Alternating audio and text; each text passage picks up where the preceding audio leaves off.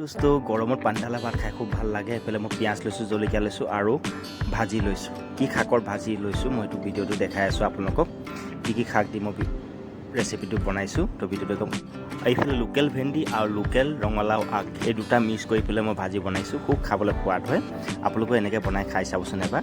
মই এইফালে কেৰাহী বহাই দিলোঁ। কেৰাহীত মই মিঠাতেল এড কৰি দিছোঁ। প্ৰথম তেলটো এড কৰি দিছোঁ। তেলটো এড কৰাৰ পিছত অকণমান তেলটো গৰম হ'ব দিব। তাৰপিছত মই পাঁচফোৰণ অকণ এড কৰি দিছোঁ।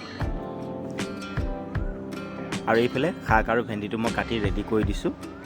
ধুনীয়াকৈ চাফা কৰি ৰেডি কৰি ৰাখিছোঁ।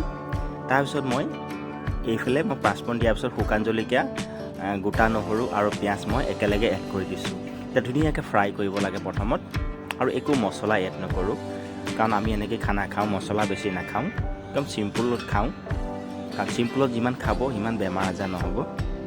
এতিয়া মছলা বেছি খাব নালাগে, কাৰণ গৰম দিন আহিছে, বাছি খাব লাগে দেই। ধুনীয়াকৈ যেতিয়া লাল হৈ যাব, লাল হোৱাৰ পিছত মই শাকখিনি ইয়াত এড কৰি দিম। এড কৰি দিলোঁ। এড কৰাৰ পিছত ধুনীয়াকৈ ইয়াত এতিয়া কি দিম, হালধি আৰু নিমখ। বাছ এই দুটা মছলাই মই ইউজ কৰিম, হালধি আৰু নিমখ। তাৰ বাহিৰে মই বেলেগ একো ইউজ কৰা নাই।